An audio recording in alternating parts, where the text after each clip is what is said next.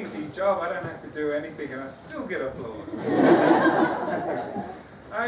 You might be wondering about this little shirt I'm wearing today. And the African drumming. Last year, Alteouise and I made a trip to Ghana. The capital of Ghana is called Accra, and a couple of 100 kilometers west of there is a port called Elmina. It's been there for many years. It was started, I think, initially by the Portuguese until the Dutch came and beat them up, and then it was Dutch, and then the British came and beat them up, and then it was British. During the days of the Portuguese, there was a slave trade, but most of the slaves were taken to Europe to work in farms. And when Spain started to settle on South America and such, they took their farm slaves with them, but then the people who lived in France and Spain sort of objected to having their labour taken away from them. And so they started collecting African slaves from what was then called the Gold Coast. Later it became British Guinea, and now it's Ghana. They rounded up people, and the most unfortunate part about that is that they used warring black tribes. So one great way to reduce the strength of your enemy was to capture them and sell them to the traders. And then they were packed like sardines in horrible boats, and if they lived long enough, they made it to either South America or southern parts of what's now the United States.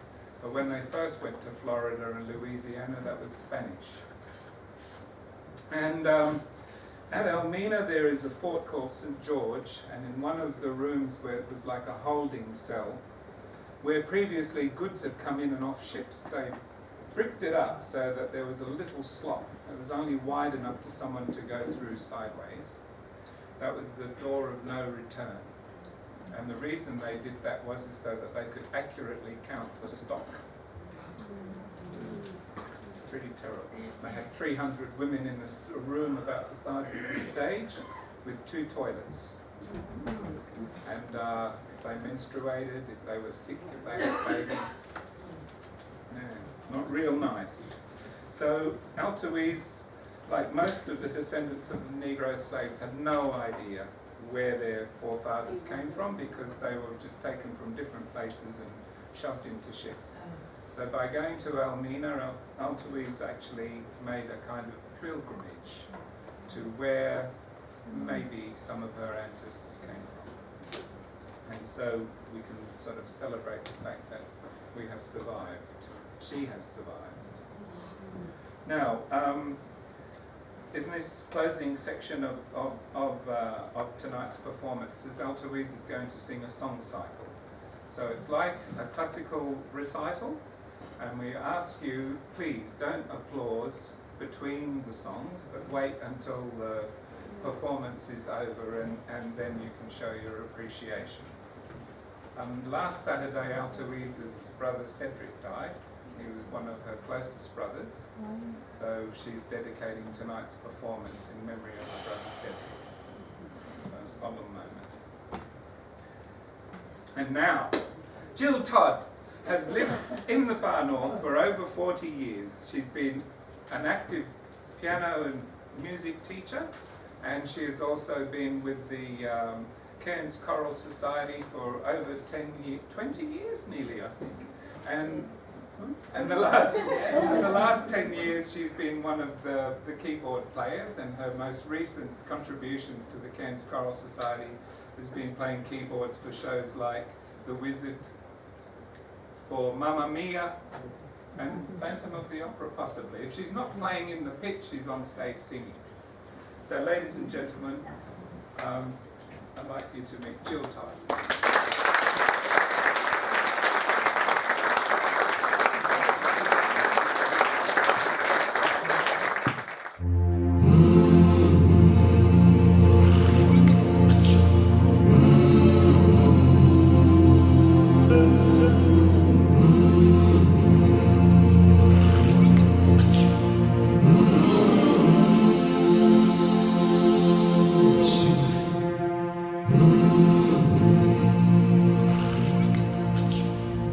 Spirituals are part of our culture.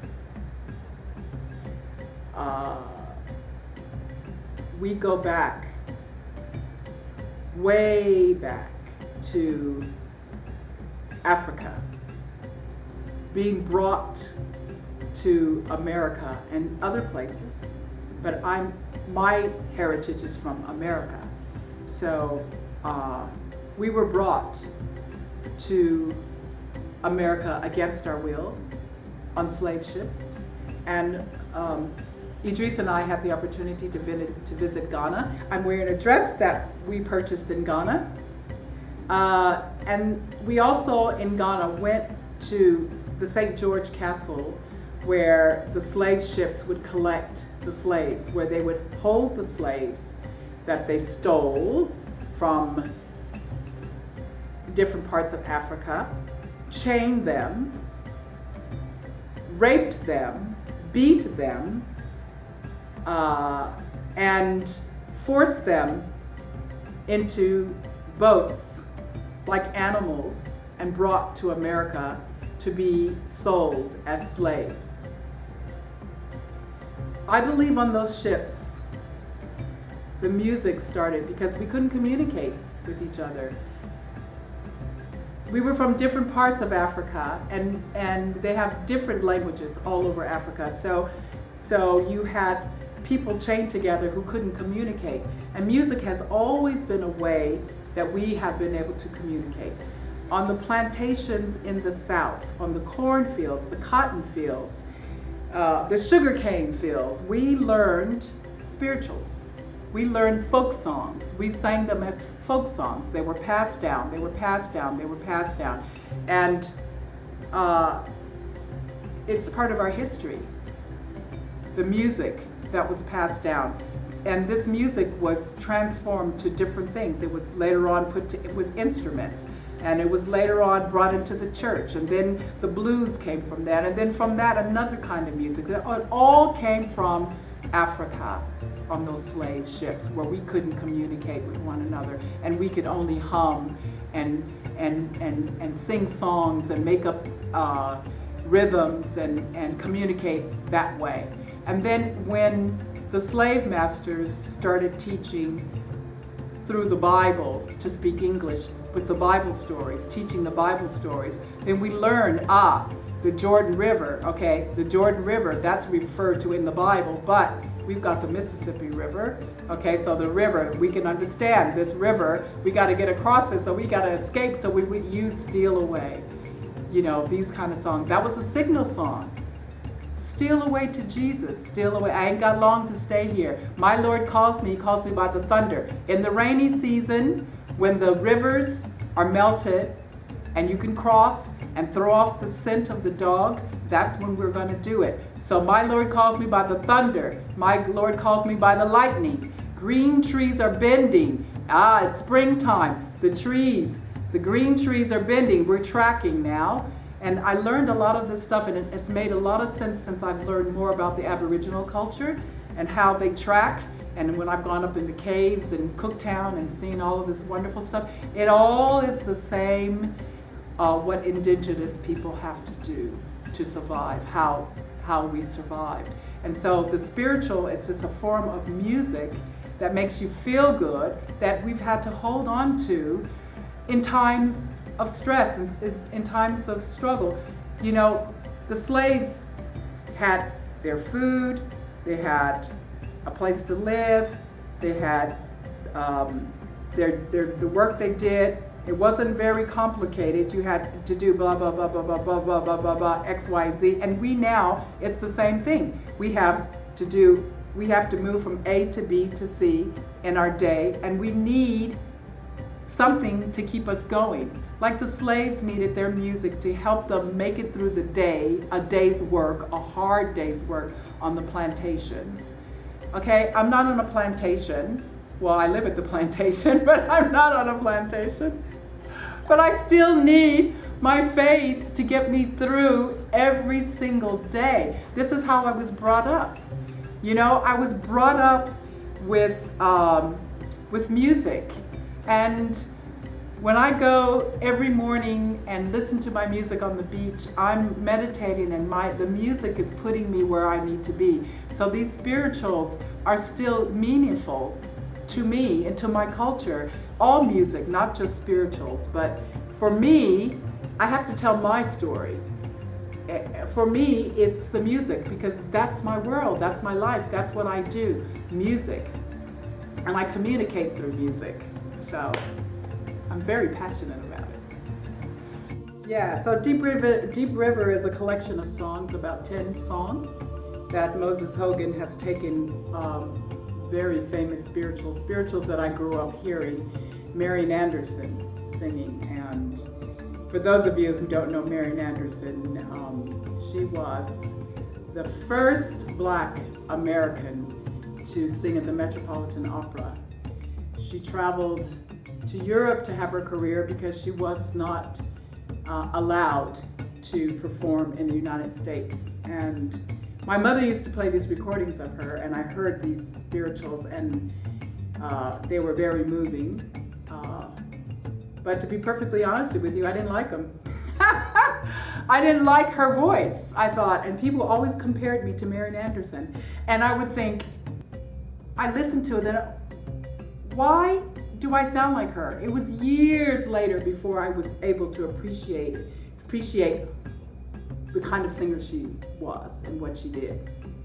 So all of these spirituals that Marian Anderson sang, I wanted to sing, and the music was never available.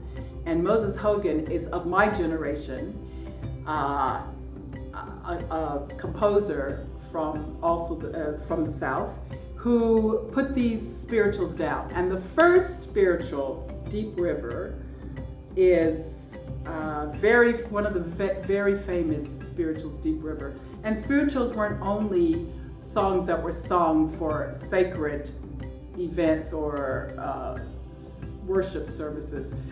They started in the plantations in the South, and they're folk songs. And they were also used as songs that were used as signals for the slaves to escape. And then later on, they were used for songs to bring people to Christ in church. And then later on, they were used for this, they were used for that. I use them because I have a deep connection to my roots. And I grew up with spirituals, and being a classical singer, it's wonderful that I have an opportunity to present these Negro spirituals in a classical way. And Deep River is it's the name of the collection of songs, but it's the first song in the cycle. I want to cross over into Campground, and that could be any way. You could take that any way, what Campground is. It could be crossing over the Jordan River to get to heaven. It could be crossing over the Mississippi River to escape to the north. It could be flying from the United States to Australia to live a wonderful life here for something new. It could mean anything you want it to be. And that's what's so good about the spirituals. It's all about your interpretation.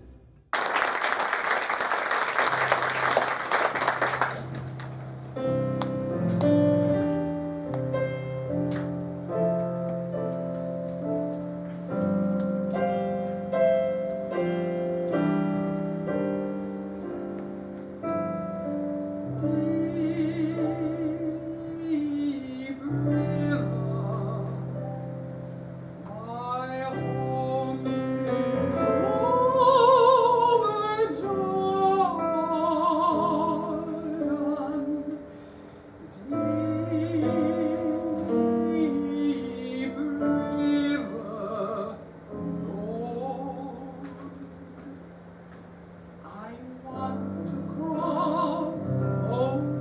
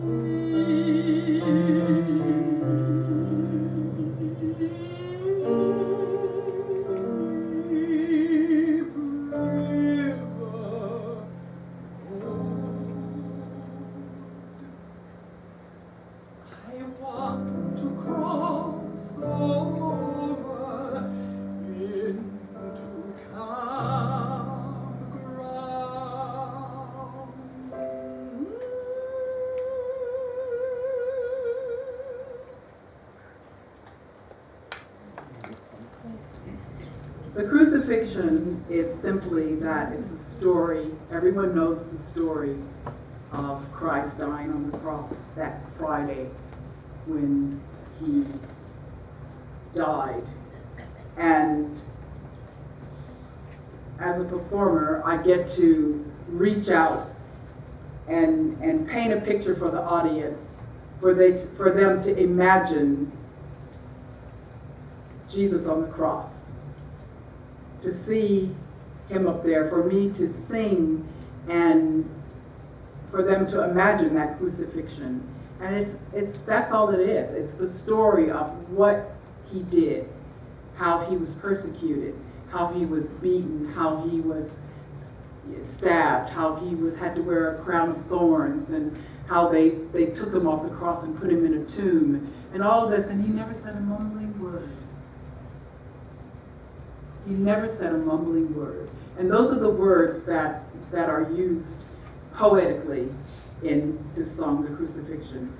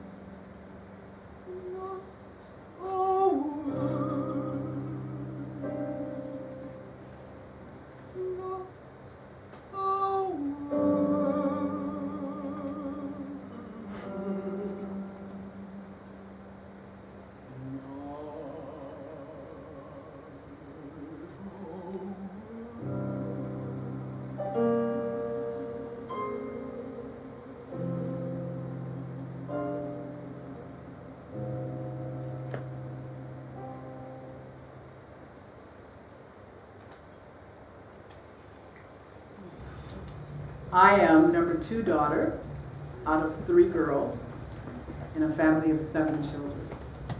My mother is the oldest out of 3 girls, and her middle sister is my Aunt Johnny. I love my Aunt Johnny. She is the singer of the family. My mother was a fabulous pianist, accompanist, organist, musician, and Aunt Gwendolyn is the baby sister, and she's a fabulous musician, a fabulous pianist, and was a wonderful music teacher. She's retired now. But Aunt Johnny was the singer of the girls, and I used to listen to my Aunt Johnny sing "Give Me Jesus." And I didn't have a lot of opportunities to be with my Aunt Johnny, but there's something special about the way she would interpret this song. And it's a very simple song, but this is something that I've learned not from just Aunt Johnny, but from my mother and all of my aunts, and both sides, my father's side as well as my mother's side. I'm from a big family, and I have lots of aunties, and we all sing. That's a requirement, that you have to sing to be in our family. So, so Aunt Johnny would and still does sing "Give Me Jesus." I spoke to Aunt Johnny last week. It was her birthday, and I said, "Aunt Johnny, I'm singing your song, 'Give Me Jesus.'" Woo! Yes, give me Jesus. She's just such a beautiful spiritual person. "In the morning when I rise, whatever I do all day, give me Jesus. You can have this world, just give me Jesus." And that's all it is. It's your love. The song is about the love that I have, that one has for Jesus.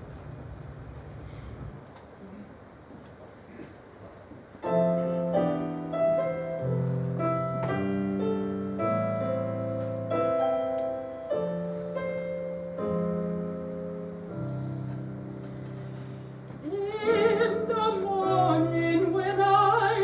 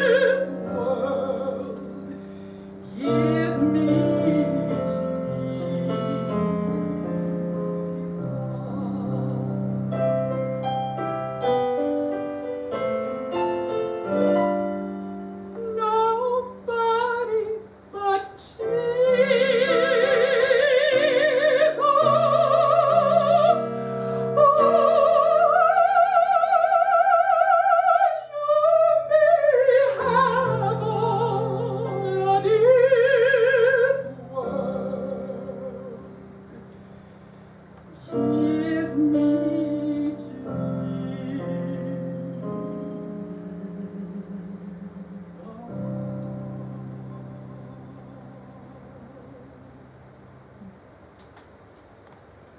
To me, it's a children's song because you learn it when you're a kid.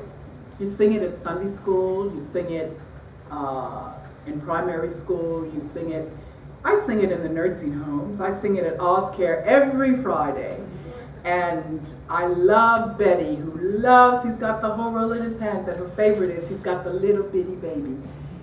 And it, again, spirituals are the spirit, and he's got the whole world in his hands. He's got the sun and the rain and the wind and the storms and the rain and the children and the babies and you and me, and he's got all of us in his hands. And isn't that wonderful? It's a celebration of how wonderful God is. He's got the whole world in his hands, and even with all of this that's going on with our fires and with the virus and the shootings and the President of the United States and all of it. God's got it in his hands. He's got it. He's got it.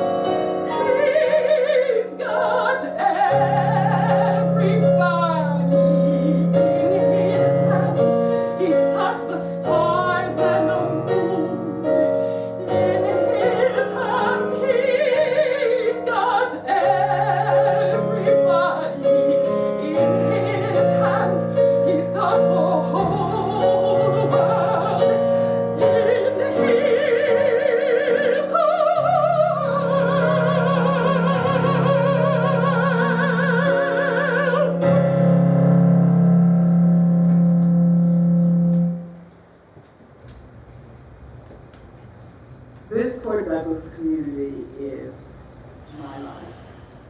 It's where I live. It's where Idris and I have chosen to be, and it's where I do break bread together with the community. And you might not have seen me do it, but there are some people who have actually seen me fall down on my knees at the beach, because that's where I go to pray. And when I fall down on my knees and with my face to the rising sun, it's what it is. Breaking bread together, drinking wine together. It's communing with this community. Port Douglas, the Douglas Shire, which is my world, is my life. And I'm loving and I appreciate the people of the Douglas Shire who welcomed me in. And it's an honor to be able to break bread with people like that. Yeah.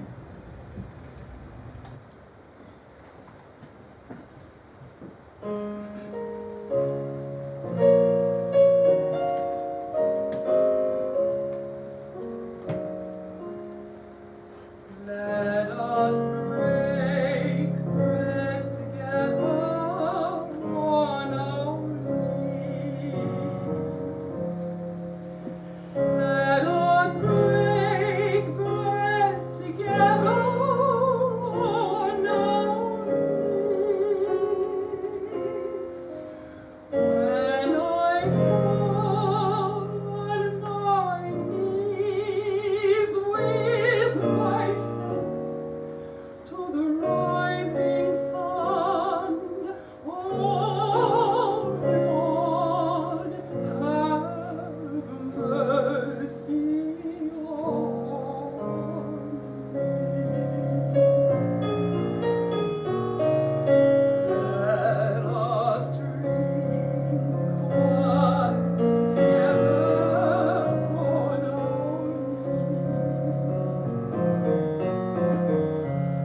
Let us drink wine together on our knees. When I fall on my knees with my face to the rising sun, oh Lord, have mercy on me.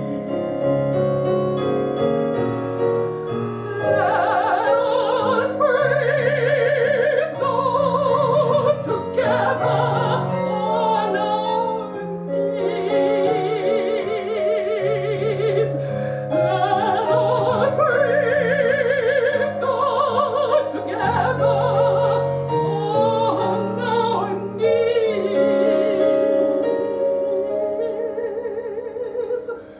When I fall down on my knees with my face to the rising sun, oh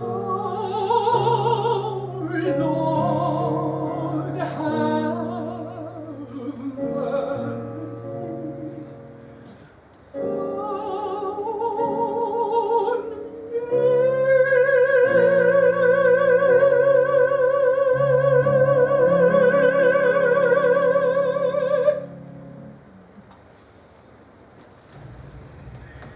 Well, we all know the story of the lady at the well. If you don't know the story, read it. But I identify with this woman because she meets Jesus and he tells her everything about her and things that she's ashamed of. And those are the kind of things when I go to the beach in the morning and I'm breaking bread and falling down on my knees, that I have to confess that God already knows, but I know that he's forgiven me, just like the woman at the well. And she goes and she runs and she tells everybody about this man she met at the well who told her everything about her. And it's like, I don't care if people think I'm a crazy person. I love it.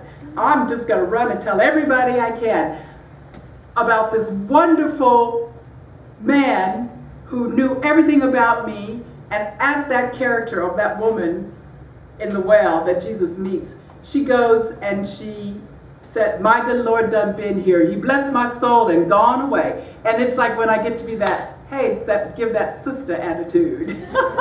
Because that's how it is in the spirituals. It brings you back to your roots. And even though I'm a California girl and my mother was an English teacher and we were taught to speak a certain way, and sometimes you just have to like get down with the girls, and that song kind of brings it on home.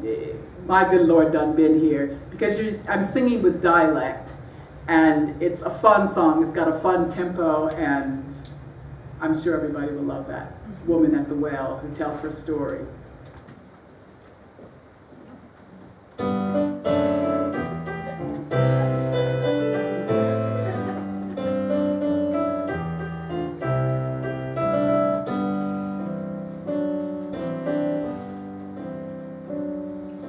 My good Lord done been here, blessed my soul and gone away. My good Lord done been here, blessed my soul and gone. Never did you think that he was so nigh, blessed my soul and gone. He spoke and he made me laugh and cry, blessed my soul and gone. My good Lord done been here, blessed my soul and gone away. My good Lord done been here, blessed my soul and gone. Sinner, better mind how you walk on the cross, bless my soul and gone. Your foot might slip and your soul get lost, bless my soul and gone. My good Lord done been here, blessed my soul and gone away. My good Lord done been here, blessed my soul and gone. My good Lord done been here, blessed my soul and gone away. My good Lord done been here, and he blessed my soul, blessed my soul, blessed my soul and gone.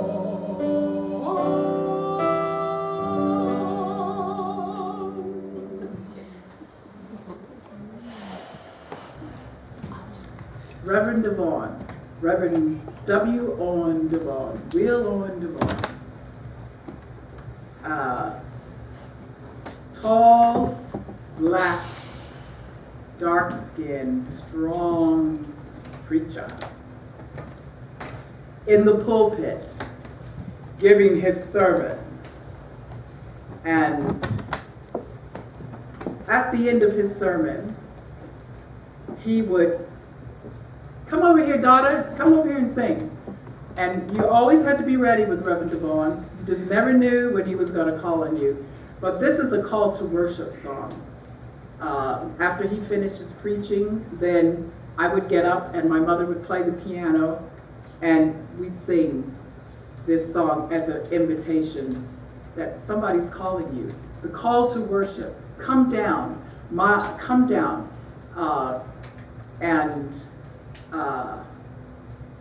He would open the doors to the church. And somebody's knocking at your door. Oh, sinner, why don't you answer? Somebody's knocking at your door. And this happened a lot. And if it wasn't this song, it was another song that you had to be ready for the call to worship after the sermon. This is the thing that reels them all in after the sermon, brings everybody down to the front, down to pray, down to Christ, bring people to Christ. And that's the whole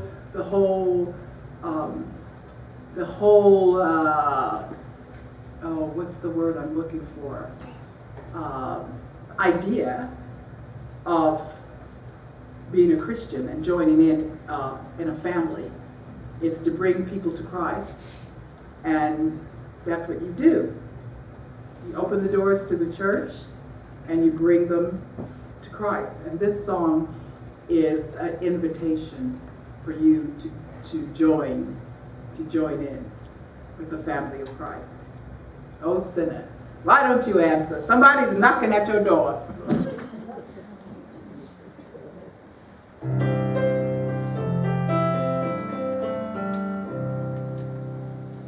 Somebody's knocking at your door. Somebody's knocking at your door. Oh, sinner, why don't you answer? Somebody's knocking at your door. Somebody's knocking at your door.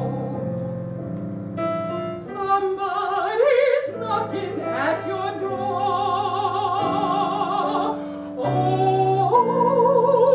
sinner, why don't you answer? Somebody's knocking at your door. Can't you hear him? Somebody's knocking at your door. Somebody's knocking at your door. Oh, sinner, why don't you answer? Somebody's knocking at your door. Can't you hear it? Somebody's knocking at your door. Oh, somebody's knocking at your door. Oh, sinner, why don't you answer? Somebody's knocking at your door. Jesus calls you. Somebody's knocking at your door. Somebody's knocking at your door. Oh, sinner, why don't you answer? Somebody's knocking. Somebody's knocking. Somebody's knocking at your door.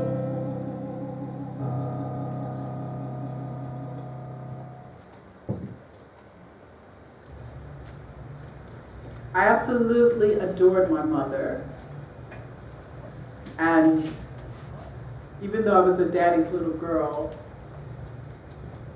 I was my mother's child. I was my mother's shadow. I was with her all the time.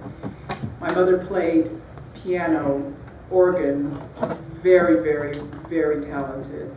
And I used to sit under the piano as a kid while she practiced. I just loved the sound and the vibes. And my mother would teach me songs, and she taught me about life through music.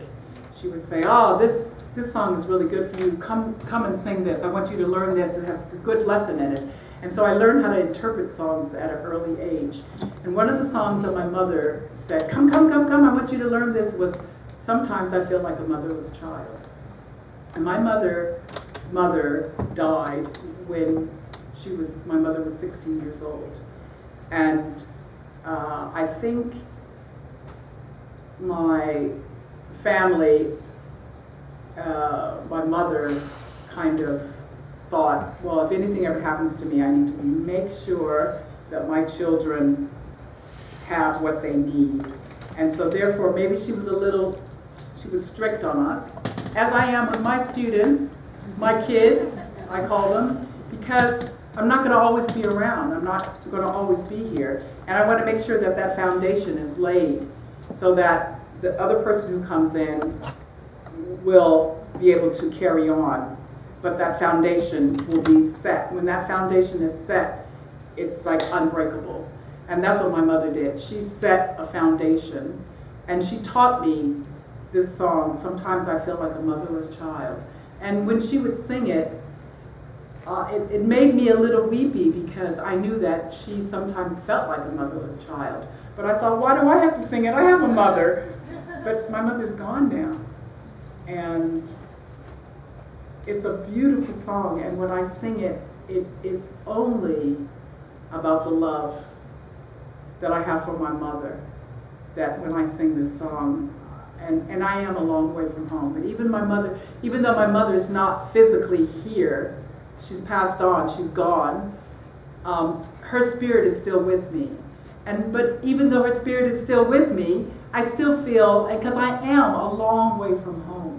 Even though home is here, I feel very, very confident and very comfortable in the Douglas Shire, saying that this is home and this is where I want to spend the rest of my days. Sometimes I feel like a motherless child, a long way from home. It's a beautiful song.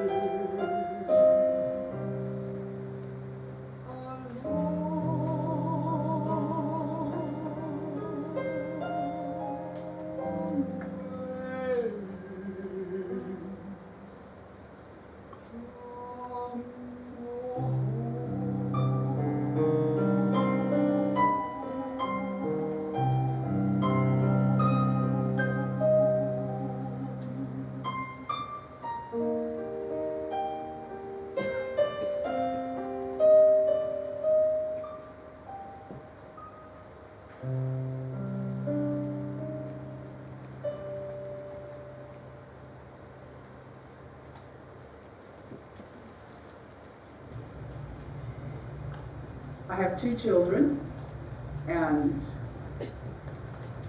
Lynette is my daughter. She's the oldest, and then Justin.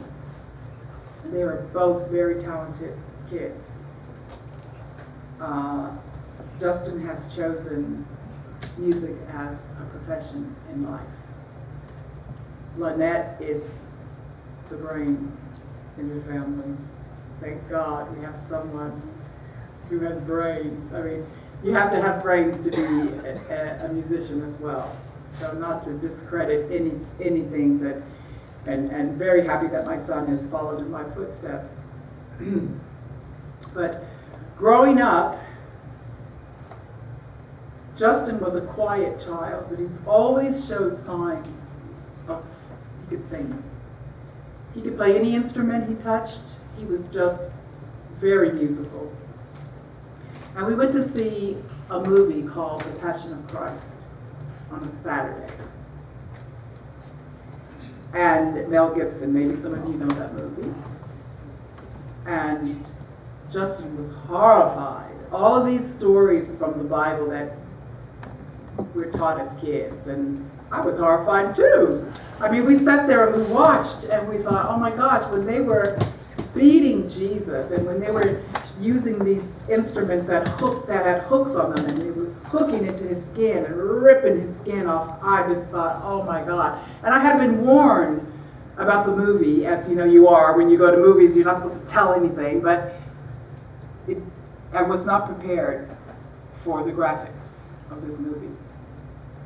Well, the next Sunday, Justin had to sing in church, and he was a middle school kid. He was, however, I don't know, middle school age, whatever that is, 6th grade. It's a little boy. And I think he really understood the power of communicating with an audience. It wasn't an audience, it was a congregation. There's a difference between an audience and a congregation. But Justin stood in front of that congregation and he sang, "Were You There?" and painted the picture. In his mind, he could see the crucifixion. And he didn't lose it. He just held it together and he painted that picture. And he asked the question, were you there when they crucified my Lord? Were you there when they pierced him in the side? Were you there when the blood came streaming down? Were you there when they laid him in the tomb? All of this was something that everyone in that congregation felt and was moved by. And that is the lesson, I think, that my talented son has learned by being in this business, growing up in the theater, and I'm so proud of him, as you can tell, that he communicated what he saw to a congregation of people. Maybe some of them saw the movie, maybe some of them didn't see it, but everyone in that congregation was brought to tears that Sunday morning when Justin sang and painted that picture. And that is just the power of music. That is what music can do. It can transform you to that place. It's like when your mom cries and you're a kid, and just because your mom is crying, you cry. You don't know why she's crying, but it's just something in you that makes you want to cry as well. For me to see my son at such an early age showing that kind of musicianship and painting that picture was fabulous. I hope I could do half as well as he did.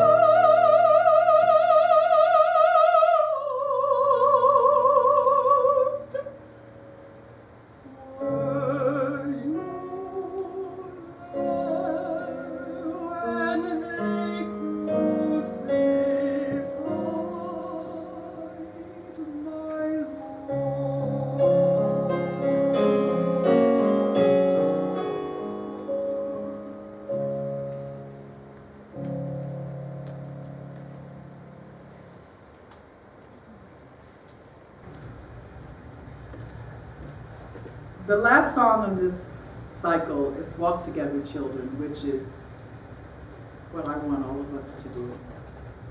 I want all of us to not get weary, to not get tired, because there's a light at the end of the tunnel. There's a great camp meeting in the promised land. That's what the song says. But that is whatever you want it to be. But first thing we have to do is really just walk together. We can't get tired. We have to just keep going. That's the way, that's the way we're going to get to the promised land. And I believe in the promised land.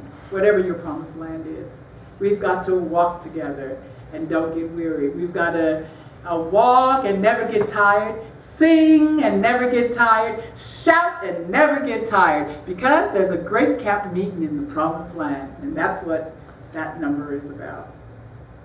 Walk together, children.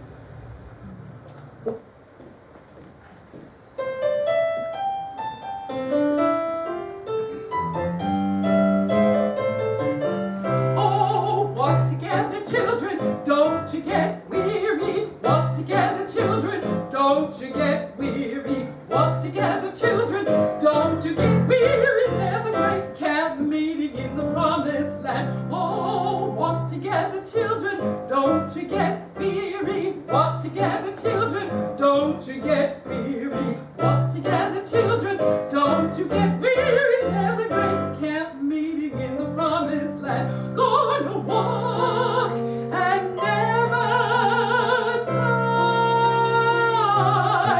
Oh, walk and never tire. Walk and never tire.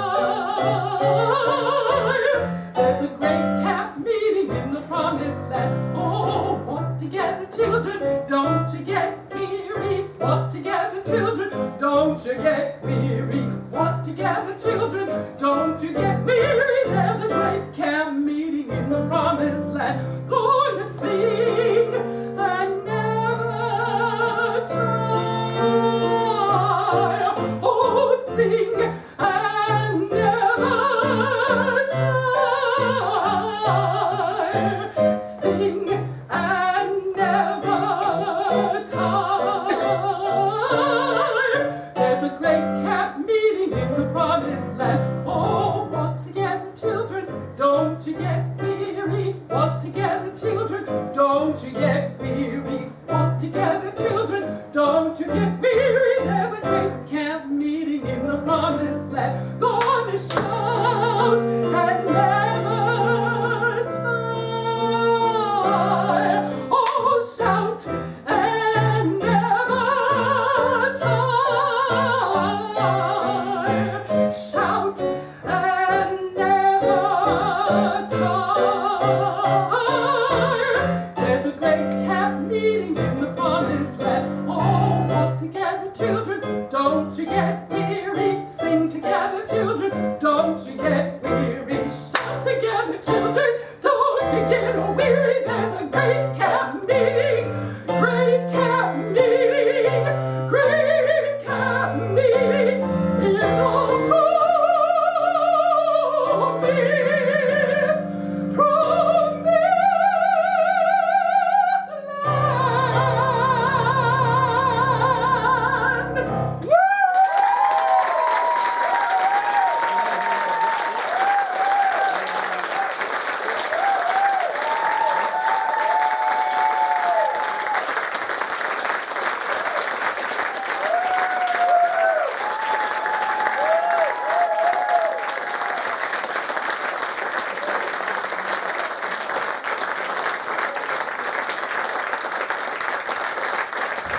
It used to be Black History Week.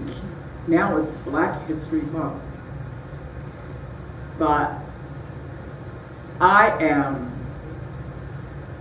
an American, and I am a Black American, and it is Black History Life. Black History year after year after year. Since 1957, it's been Black History for me. So I can't put it in one month, but we do celebrate in the United States the month of February as Black History Month. And that's because Martin Luther King, who led the civil rights movement, his birthday is in February. But my birthday's in February. My mother's birthday was in February. My father's birthday was in February. And that's the history that I was brought up with from my parents, who have a great history, unreal history of being brought up in the South, of my grandfather going to college, being not just going, he was very proud about that. He would, I just didn't go, I graduated. Because a lot of people went to college, but he graduated. That was a big deal. My mother was born in the 20s. And for my mother and my father to be college graduates is a big deal. Most people my age didn't even have the opportunity to go to college. It's their children who are the first time kids who are going to college now, because now you can go to any college. But when my parents went to school, there was about 3 colleges in the world that they could go to. Marian Anderson went to Germany and France and Italy to have her career because she couldn't have her career in America. That's my culture. That's where I'm from, you know. And so if you do not know your history, it will repeat itself, I'm told. It will repeat itself if you do not know your history. And all of our history, it comes from the slaves. And yes, we've come through all of these horrible things, but we're here. And there's still things that we're going through. You know, I have a son, and in America, you can get shot for being black, just because you're a black man and you're a threat. And we have to come through that. We have to overcome so much, and we have to do it all the time. And it's not just the black culture, the black, you know, but I am black, but I am a person. I'm a human being. And I live in a wonderful place where I feel I'm accepted and where I'm not judged by the color of my skin, but the content of my character, which is what Reverend Martin Luther King wanted the world to be like. And because truly the whole world is in his hands, it's up to us to walk together and just create this wonderful, wonderful world of love. And February is the month of love. February is the month that has been chosen for Black history. And I'm just happy that I was born in February, and that forever February will be my history, and I will be able to sing Aquarius every February for the rest of my life. Because I am a California girl after all, in the 70s.